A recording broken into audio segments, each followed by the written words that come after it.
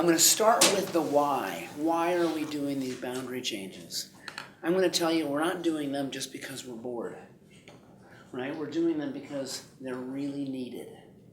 We have some of our high schools right now in the Beaverton School District at 130% capacity, meaning they're way over full. And some that are just full to the right amount, and some that even have more room.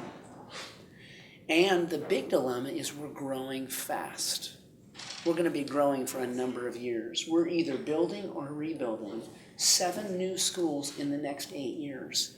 And one of our very large high schools, which you've probably heard about, is being built, once again, not because we're bored, because we're going to need space for our current students and our future students.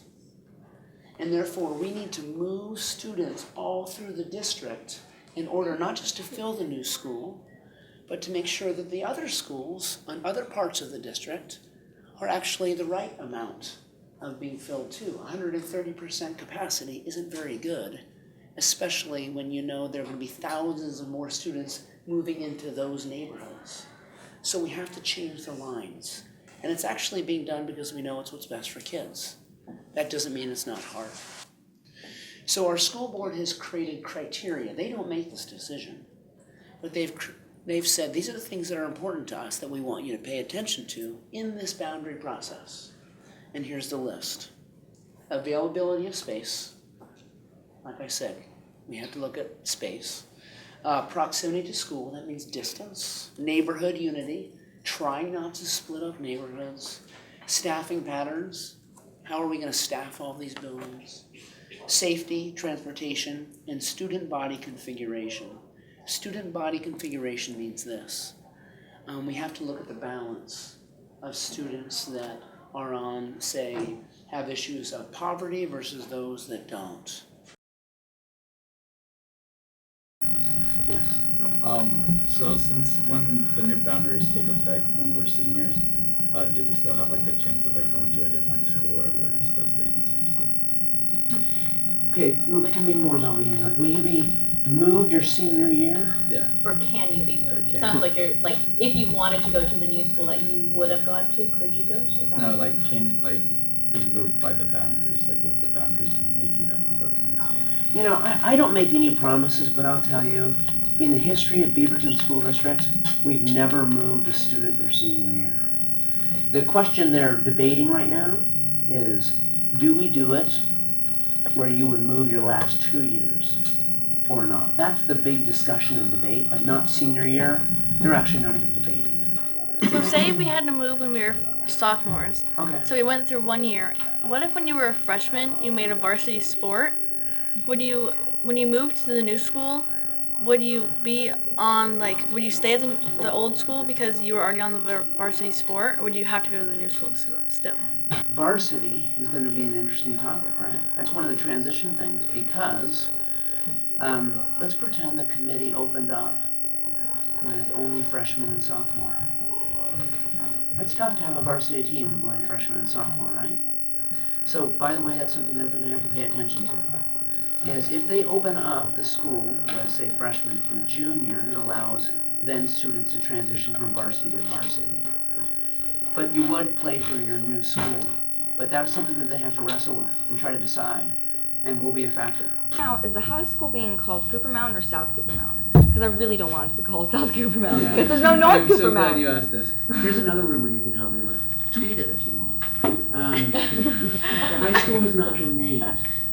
There's no. So it's just being called the new high school for Yeah. now. Some people are saying South Cooper Mountain because South Cooper Mountain is like it's a plan by the city of Beaverton that includes, you know, roads and shopping centers. It's the South Cooper Mountain structure.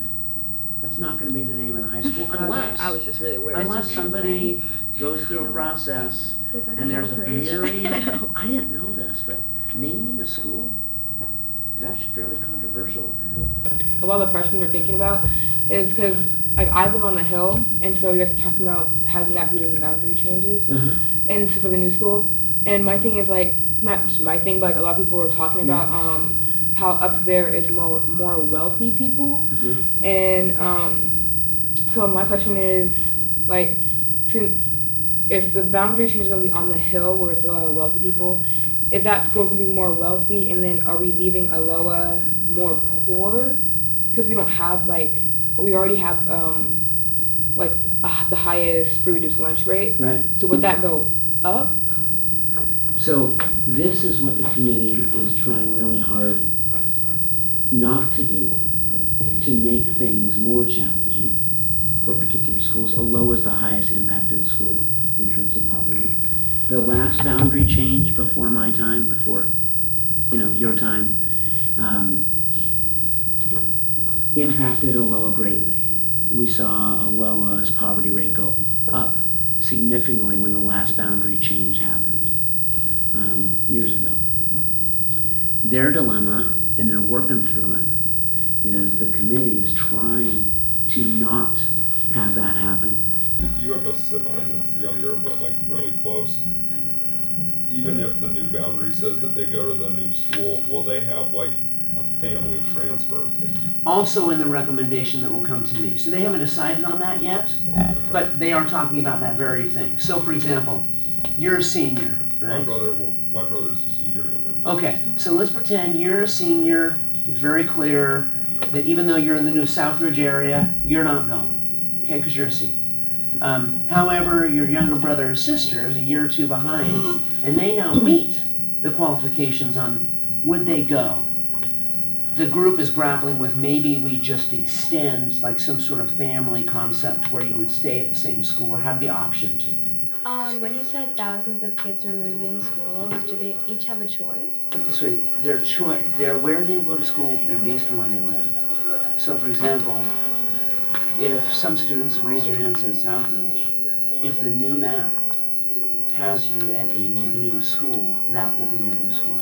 And that's, by the way, that's typically, other than our option schools, that's how we have it now. We have a map, we have lines based on where you live, you go to the school. It's going to be the same, we just got to make a new map for the high schools. So for ALC kids, for like at Beaverton, do they will they have a program that could like run through Beaverton? Yeah, so let's take LSC for example. If there are any exceptions that need to be made for certain programs based upon student need, that will be taken care of. Yes.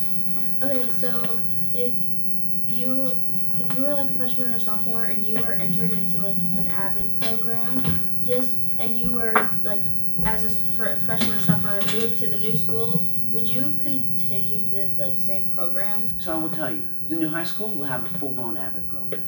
Okay. The biggest questions and debates currently happening are not around some of those programs that we can control. It has to do with like AP and IB. That's a really heavy debate right now because half of our schools are AP schools and half of them are IB schools. I have a question. So, do you know if like what the electives will be at the new school, or like if they have IB or AP classes yet? So I don't know yet in terms of electives. Right now, the school is being talked about as an IB school, is being talked about. And keep in mind, we haven't hired the new principal yet. But a lot of those decisions about electives and course offerings haven't been decided at the new school yet. And even some of our old schools may want to make some changes, right? You may say Aloha, say, well, we have this many new students coming to us from this school who had this one particular class. Let's make sure we have that class. So we just may see a lot of transitions and decisions at all of our high schools, even the existing ones. Our high school, we're going to be opening as a large comprehensive high school, meaning that the offerings, band, sports, etc. Although you aren't having input on the committee's decision, are you hearing what they're going to propose? Yeah, I'm following every step of the way, for sure. In fact, if you go onto our website, you can follow meeting to meeting. We publish all the notes from the meetings. We post, if there's a map change, we post that map change. So not only do I read out any of that, like any community member can, I also read every comment made that's sent in, and those are long, sometimes lengthy emails. So I'm just following every step of the way. Yeah. So I don't want to be cold, right, when they hand me a recommendation, feel like I'm starting from scratch.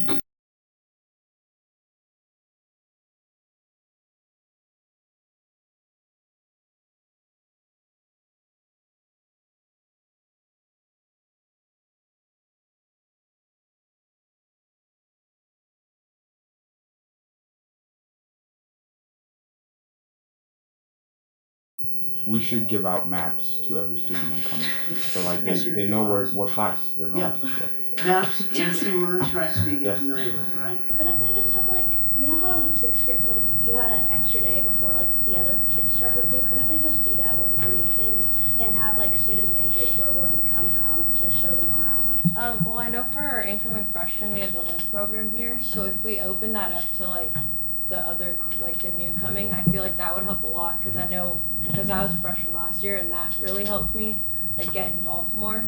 So I feel like if we open that up to like the incoming students, that would help them be able to get involved in tradition and everything. Talking about how getting to meet someone in the upper class that you can kind of go to. Johnny was the person that showed me around the first day, and him and I are friends now, and we still talk and stuff. You could have like an open house kind of thing, but in elementary school, I remember like maybe a week before, you wouldn't want to bring your school supplies like to this thing, but we would bring like our stuff to our classes, and we could like see everyone who was in our class and like meet our teachers and all this stuff. And I think we called it an ice cream social or something like that, and you could like come and like meet everyone. Could we do something like that like with the new high school and like kind of like have everyone just be there and like be able to meet teachers and like know your way around and all that? A couple days before school starts, every school should have like an open day where whoever is moving to that school can go there, check it out, meet all the teachers, and get familiar with the school. I think that maybe there should just be like a day where, say, the new kids going to Southridge, if they were into sports or if they were into drama or something, they could have kids at Southridge that are also into those things so that those kids could be more comfortable talking to them. Because I know, like, my brother, he's going to be a senior when the school opens, and he's a big football person. I don't think he'd know how to really talk to someone who's in drama, but he'd definitely know how to talk to someone coming from Beaverton that also plays football.